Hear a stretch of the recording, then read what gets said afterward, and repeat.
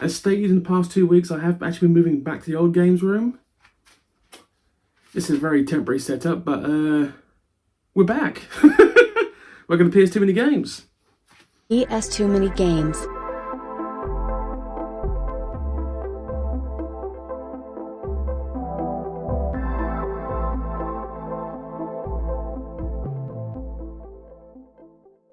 Hello guys, welcome to PS Too Many Games. As you obviously have noticed by now, we are back in the other games room. I want to make this perfectly clear right now. This is once again a temporary setup. The reason I'm putting the games back into the old stand is for a simple reason. When the new shelving units turn up and I build them, I haven't got to go from one room to another room, constantly carrying games back and forth. It has taken me an hour and a half to transport all 1600 plus games from that room to this room. It was a pisser. What up? While I've been doing this, I've done a recount on the games, and there's only a mild increase on what the game total is, but we're going in the right direction.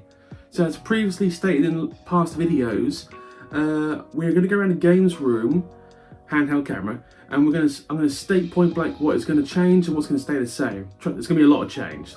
That's all going to change, trust me. This was just a simple way of getting things in one place. So I'm going to now just basically take the handheld camera and we're going to talk about what the plan is. What could possibly go wrong? Where nothing can possibly go wrong. Possibly go wrong. That's the first thing that's ever gone wrong. So as I stated guys, so this is the temporary setup. For those of you who have watched me for the last year and a half, you know that I've used this setup for about 6 months. I needed to change it for many reasons. I actually thought we were changing the room, like decorating it, but that fell through, so basically I'm going to do some minor changes. Obviously the bowing shelves, yes they are still bowing, for the mass weight of PS2 gamage. It's not brilliant, but it's still another temporary setup. Obviously the DJ Hero stuff, that is a good nice box. I mean, that is well presented. Obviously one of my most expensive games, like top end, obviously Roller Rose at the top there. Always keep that in the system it is. After the latest count, we are sitting at 1624. I'm probably going to go with the blackboard because for some reason whiteboards do not clean as well as others. I'm probably just going to give that a full wipe. Let's just go around the room now because there's still a lot to do.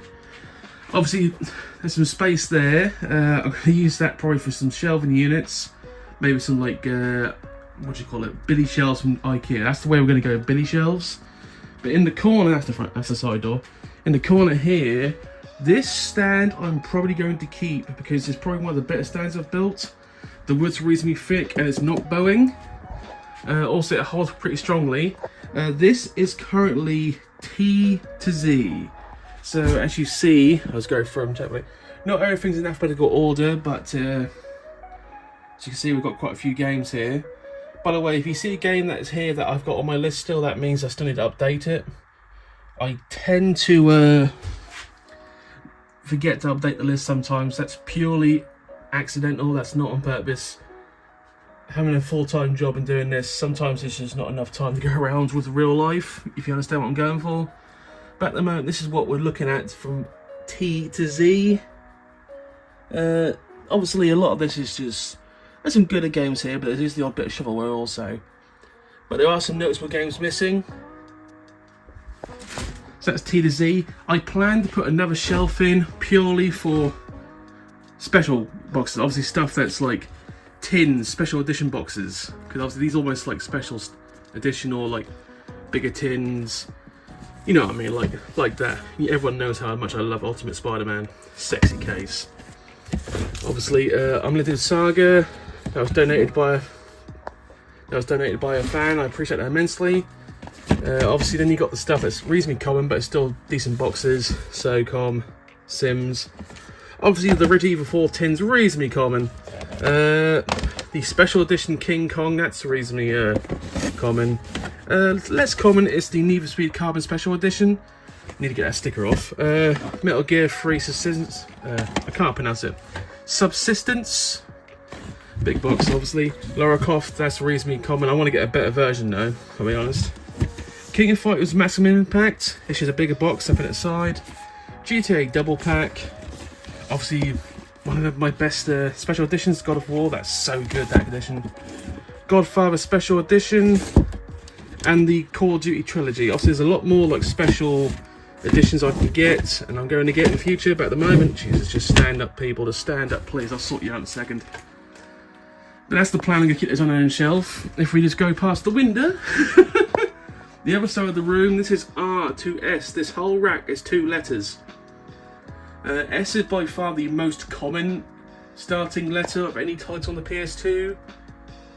To put it in context, I'm just leaving that there for the time being. I've got to find a place for Pro Evo 14. Put it this way, all 4 of these shelves here are S titles. That's how many S games there are on the PS2, and we're still going to get far more of them, so that's going to be a pisser, I must be honest. I do use that phrase too much sometimes, that is fully admitted. Oh, God. By the way, Sly Cooper games, fantastic games. Expensive games now, especially like Sly Cooper 1, that's hitting like between 30 and 40 quid now. That's gone up quite strongly in price. Obviously all the SpongeBob's now completed, thank God. Oh, good Lord, my knees. As you see, so many S games. And obviously the rest of the games are currently in the 2 racks, A through P. There's a lot of stuff on the ground right now I'm still sorting out, so bear with me. Obviously, nothing special here. I'm not going to go through all these games because they're not going to be here long. They're going to be moved again. So what is the plan? As you can see, there is from the rack there is a lot of space. I've got to get rid of those shelves. So I can easily get 2 to 3 more stands in there, probably a lot of Billy stands. So there's going to be nothing but Billy. That sounds so wrong. Gonna try and get a PS2 sign, big ass sign on top there, go on top of that. And everything, hopefully will be sunshine and lollipops. Gonna probably do a floating shelf above the door, just to use all the space I can. This will take time and money obviously, but that is the ultimate plan. But obviously it won't stop me game hunting, but as you see from the last room to this room, this has got a lot more space, because all the games are in here, and there's so much more space to use. So that's pretty much my plan.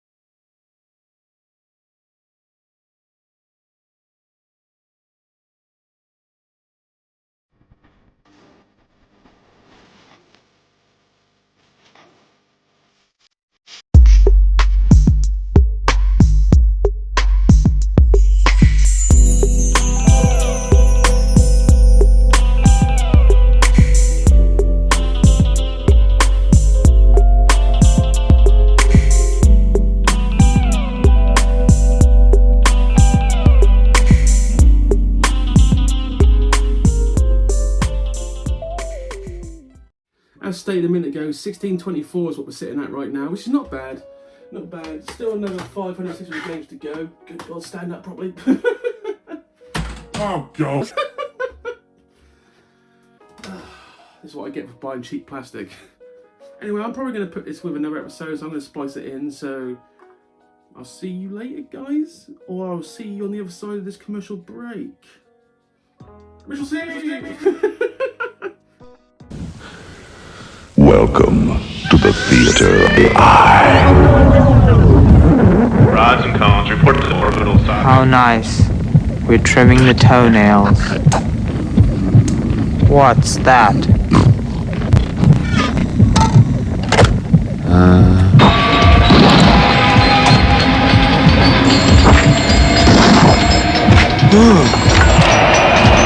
Optic nerve, this is the brain. What's going on down there? The eardrum's going up! Go get help! We're having a breakdown, we're having a breakdown, we're having a breakdown, having a breakdown, we're having a breakdown, having a breakdown.